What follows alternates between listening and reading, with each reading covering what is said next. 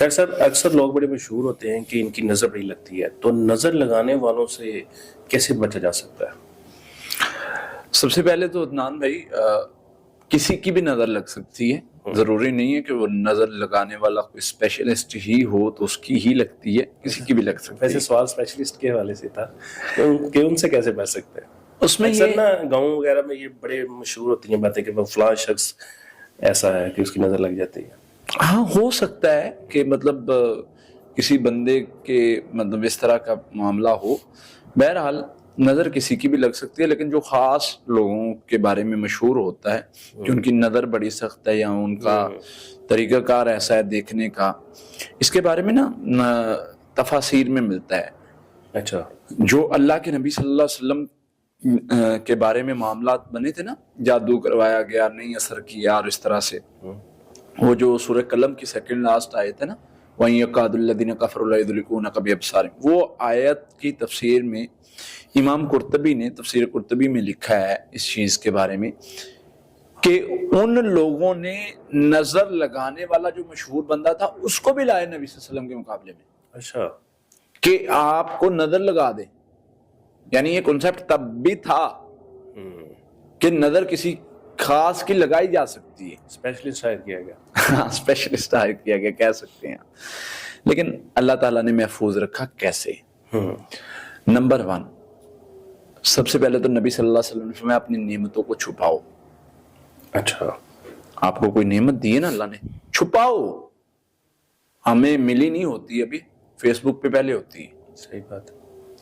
نبی صلی اللہ علیہ وسلم نے فرمایا نعمتوں کو چھپاؤ، کیونکہ ہر نعمت والے سے حسد کیا جاتا ہے۔ دوسری چیز ہے اللہ کی پناہ۔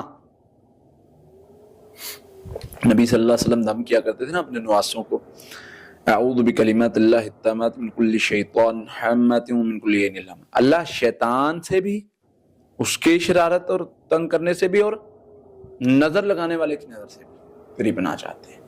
تو اس کا مطلب ہے کہ یہ کوئی چھوٹا میٹر نہیں ہے، بالکل بڑا مسئلہ ہے نظر لگنا لگانا۔ تو نظر بد سے حفاظت کرنی ہے۔ سب سے پہلے جہاں بھی نعمت ملے اللہ کی طرف منسوب کرنی ہے، بار بار شکر کرنا ہے، بار بار ماشاءاللہ پڑھنا ہے، بار بار اس چیز کو ریپیٹ کرنا ہے، بار بار اس چیز کی طرف توجہ دلانی ہے جو آپ کے ساتھ ہے۔ نمبر 2، جیسے ہم مطلب لاکھوں لوگ دیکھ رہے ہیں، ٹھیک ہے، اب ہمیں تو نہیں پتا کون کیسا ہے، ہمیں تو نہیں پتا کون کیسا ہے، ہمارا بیان کبھی کسی کو پسند آ جاتا ہے اور اس میں وہ مطلب اس کی نظر ایسی ہوتی ہے۔ تو ہمیں کیا کرنا ہے؟ ہمیں حفاظتی پڑھائی کرنی ہے، ہمیں حفاظتی دعائیں پڑھنی ہیں، ہمیں وہ آیات پڑھنی ہے جس سے بندہ نظر بد اور ہر قسم کے حسد، نظر اور ہر قسم کے شر سے محفوظ رہ سکتا ہے۔ اس میں یہی دعائیں ہیں، ایک تو حفاظتی پڑھائی ہے، سورہ فاتحہ، آیت الکرسی، سورہ بقرہ کی آخری 2 آیات، آخری 3 کل، پھر اسی طرح سے سورہ قلم کی سیکنڈ لاسٹ آیت ہے، وَإِن يُكَادُ الَّذِينَ كَفَرُوا، یہ 7 مرتبہ ملا لیں، حفاظتی پڑھائی 7 مرتبہ اور یہ 7 مرتبہ، اور اس کے ساتھ یہ دعا ملا لیں، اعوذ بکلمات اللہ التامات من کل شیطان حامۃ من کل عین لامۃ، یہ دعا ملا لیں، اعوذ بکلمات اللہ التامات من شر ما خلق، یہ دعا ملا لیں، بسم اللہ الذی لا یضر مع اسمہ شیء فی الارض ولا فی السماء وهو السمیع العلیم، یہ دعا ملا لیں۔ یہ دعائیں ہیں جو آپ کو دنیا کے ہر شر سے بچا سکتے ہیں، اللہ کے نبی صلی اللہ علیہ وسلم نے فرمایا، ٹھیک ہے۔ وَمِن شَرِّ حَاسِدٍ إِذَا حَسَدَ، کس کے لیے ہے؟ کسی لیے اللہ جب بھی کوئی حسد کرے، مطلب میں حفاظت تو مانگ رہا ہوں کہ اللہ مجھے محفوظ رکھ، میں یہ مانگ رہا ہوں اللہ حاسد کے حسد سے نہیں، جب بھی وہ ریپیٹڈلی اگر وہ کر رہا ہے نا، جب کرے تب میں تیری حفاظت چاہتا ہوں۔ بے شک۔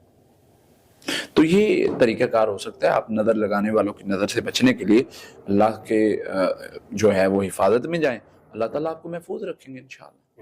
بہت شکریہ۔